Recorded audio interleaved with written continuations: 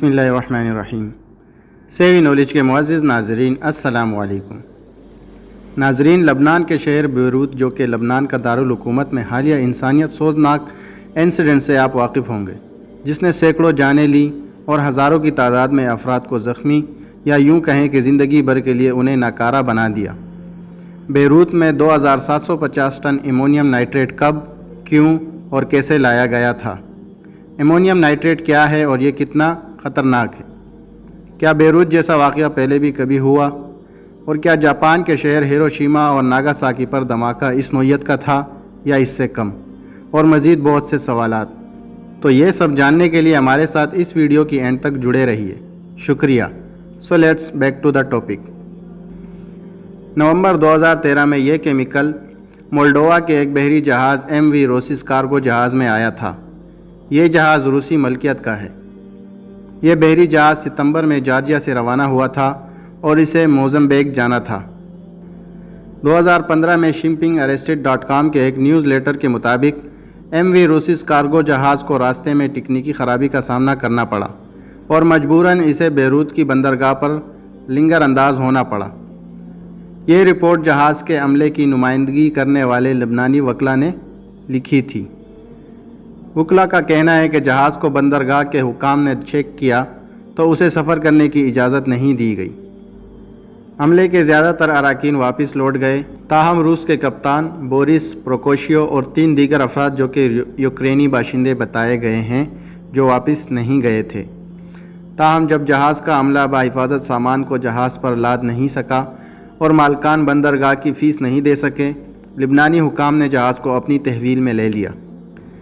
وکلاء نے بیروت میں فوری معاملات کی عدالت میں اپیل دائر کی، جس میں ان کی گھر واپسی کی اجازت مانگی گئی اور اپیل میں کہا گیا تھا کہ عملے کو واپس لوٹنے کی اجازت اس لیے دی جائے کیونکہ جہاز پر موجود سامان خطرناک ہے۔ اور 2014 میں بندرگاہ کی ایک رپورٹ کے مطابق ایمونیم نائٹریٹ کو گودام نمبر 12 میں منتقل کر دیا گیا تھا۔ اس گودام کے برابر میں گندم کا ایک گودام تھا۔ بورس پروکوشیو کا کہنا تھا، سامان انتہائی دھماکہ خیز تھا، یہی وجہ تھی کہ اسے یہاں محفوظ کرنا پڑا اور میں مرنے والوں کے لیے غمزدہ ہوں۔ بظاہر گودام میں آگ لگنے سے ایمونیم نائٹریٹ میں دھماکہ ہوا۔ اس دھماکے میں 137 افراد ہلاک جبکہ 5000 زخمی ہوئے۔ اس کے علاوہ درجنوں افراد ابھی بھی لاپتہ ہیں۔ ایمونیم نائٹریٹ کیا ہے اور یہ کتنا خطرناک ہوتا ہے؟ ایمونیم نائٹریٹ کرسٹل جیسا سفید ٹھوس مادہ ہے جسے صنعتی استعمال کے لیے زیادہ مقدار میں تیار کیا جاتا ہے۔ یہ زیادہ تر کھاد میں نائٹروجن کے حصول کے لیے استعمال کیا جاتا ہے، لیکن اسے کان کنی کے لیے بنائے جانے والے دھماکہ خیز مواد کی تیاری کے لیے بھی استعمال کیا جاتا ہے۔ یونیورسٹی کالج لندن میں کیمسٹری کی پروفیسر اینڈریا سیلا بتاتی ہے کہ آپ کو ایمونیم نائٹریٹ زمین سے نہیں ملتا کیونکہ یہ سنتھیٹک ہوتا ہے۔ اسے ایمونیا اور نائٹرک ایسڈ کے کیمیائی ملاپ سے بنایا جاتا ہے۔ ایمونیم نائٹریٹ دنیا بھر میں بنایا جاتا ہے اور اس کی لاگت بھی بہت کم ہوتی ہے، لیکن اسے ذخیرہ کرنا ایک مسئلہ ہو سکتا ہے اور یہ ماضی میں بھی سنجیدہ نوعیت کے صنعتی حادثات کا سبب بن چکا ہے۔ پروفیسر سیلا کے مطابق ایمونیم نائٹریٹ اگر بہت زیادہ دیر تک رکھا رہے تو ٹوٹ پھوٹ کا شکار ہونے لگتا ہے۔ ان کے بقول اصل مسئلہ یہ ہے کہ وقت کے ساتھ ساتھ یہ نمی جذب کر کے چٹان کی طرح سخت ہو جاتا ہے جو اسے خطرناک بناتا ہے، کیونکہ اس کا مطلب یہ ہے کہ آگ کے قریب آنے کی صورت میں شدید کیمیائی رد عمل ہو سکتا ہے۔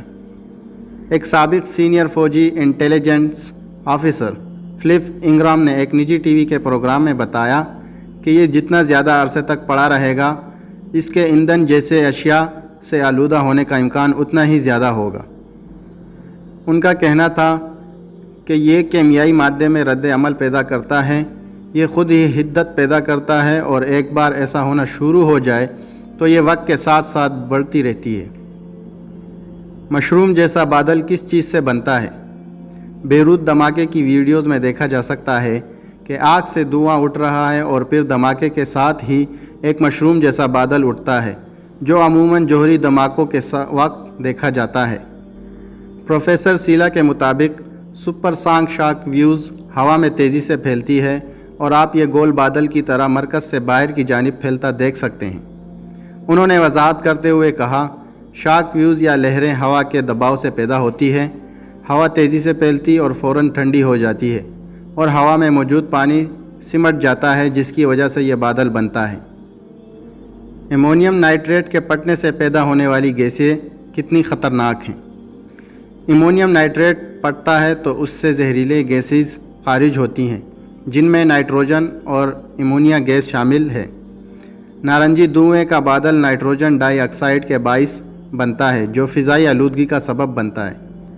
پروفیسر سیلا کے مطابق اگر زیادہ ہوا نہ چل رہی ہو تو یہ قریبی لوگوں کے لیے خطرہ بن جاتا ہے۔ کیا یہ بم بنانے میں استعمال ہوتا ہے؟ اتنے طاقتور دھماکے کی اہلیت رکھنے کے سبب دنیا بھر کی افواج دھماکہ خیز مواد میں امونیم نائٹریٹ کا استعمال کرتی ہیں۔ یہ بہت سے شدت پسند حملوں میں بھی استعمال کیا گیا، جن میں سن 1995 میں امریکی ریاست اوکلاہوما میں ہونے والے بم دھماکے بھی شامل ہیں۔ اس واقعے میں ٹموتھی میگویگ نے ایک بم بنانے کے 2 ٹن امونیم نائٹریٹ کا استعمال کیا، جس سے ایک وفاقی عمارت تباہ اور 168 افراد ہلاک ہو گئے تھے۔ کیا بیروت جیسا واقعہ پہلے بھی کبھی ہوا؟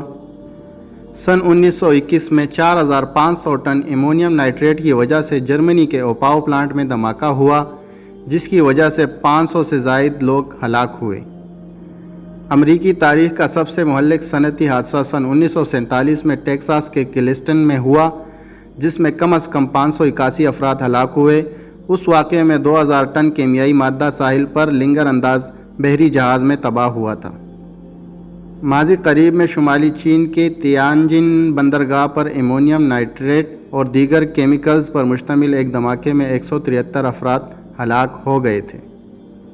اور اگر اب انسانی تاریخ کا سب سے بڑا اور پہلا جوہری ہتھیار بم بلاسٹ کے بارے میں بات کی جائے، جس نے ہر طرف تباہی مچا دی تھی، تو یقیناً آپ کے ذہن میں ہیروشیما اور ناگاساکی کے ایٹم بم دھماکوں کا سوال پیدا ہوگا۔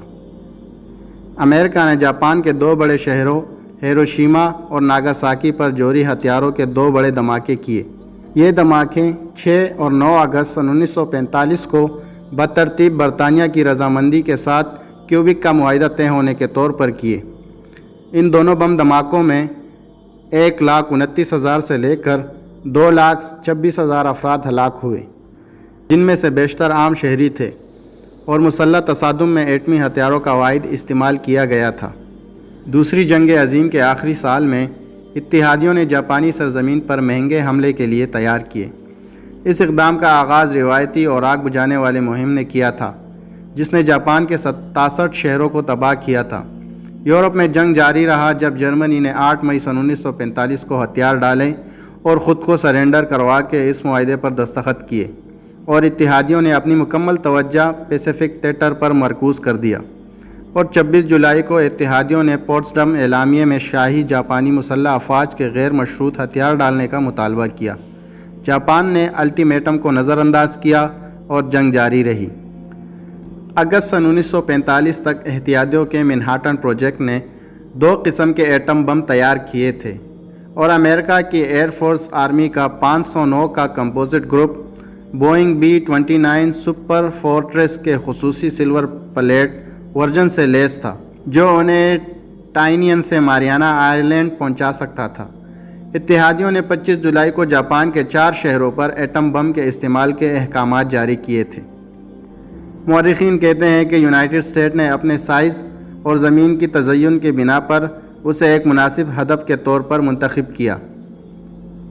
اب پھر ایک اور سوال کہ آخر ہیروشیما کو ہی ہدف کے طور پر کیوں منتخب کیا گیا؟ ہیروشیما، جو کہ ایک بڑا جاپانی فوجی مرکز تھا، جس میں فیکٹریاں، فوجی اڈے اور گولہ بارود کی سہولیات تھیں، 6 اگست کی صبح 8:15 پر ترمیم شدہ B-29 میں سے ایک ہیروشیما پر یورینیم گن نوعیت کا بم یعنی لٹل بوائے گرایا، اور 3 دن بعد ناگاساکی پر ایک اور B-29 نے پلوٹونیم امپلوژن نوعیت کا بم یعنی فیٹ مین گرایا۔ بموں نے فوری طور پر اپنے اہداف کو تباہ کر دیا۔ امریکہ نے شہر کے مرکز پر ایوی پل کو نشانہ بناتے ہوئے 4 ٹن کے لٹل بوائے یورینیم بم کو 9600 میٹر یعنی 31500 فٹ اونچائی سے گرایا۔ یہ بم 43 سیکنڈ کے بعد زمین سے 600 میٹر یعنی 2000 فٹ اوپر پٹا۔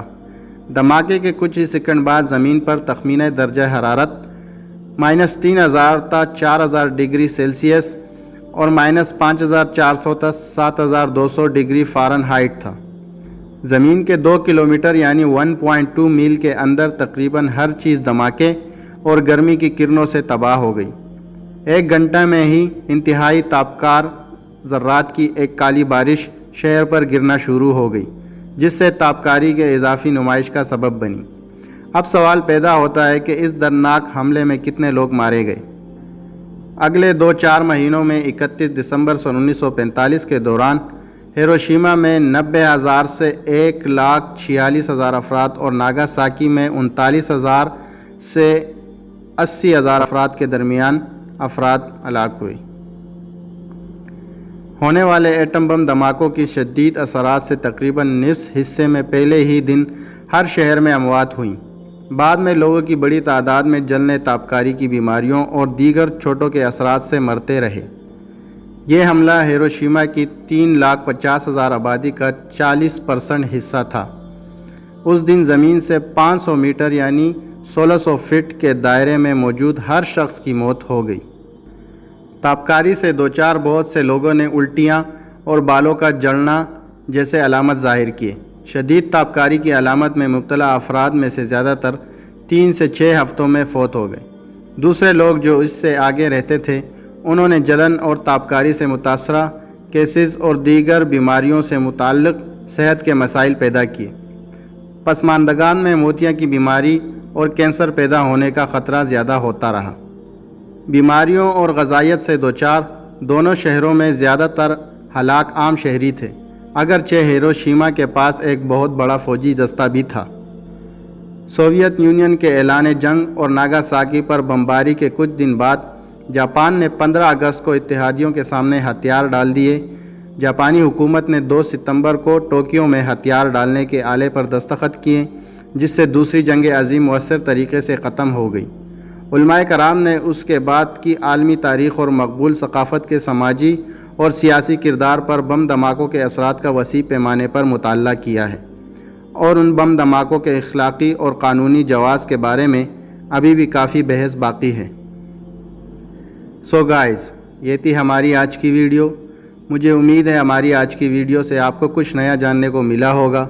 اگر آپ کو ویڈیو اچھا لگا تو ویڈیو کو لائک کر کے اس چینل کو سبسکرائب کریں، کمنٹ سیکشن میں اپنے خیالات کا اظہار کریں اور اس انفارمیشن کو دوسروں کے ساتھ بھی شیئر کریں۔ اب میں ملوں گا آپ سے ایک نئی انٹرسٹنگ ویڈیو میں۔ تب تک کے لیے اپنا بہت سا خیال رکھیے گا۔ Thanks for watching this video. اللہ حافظ۔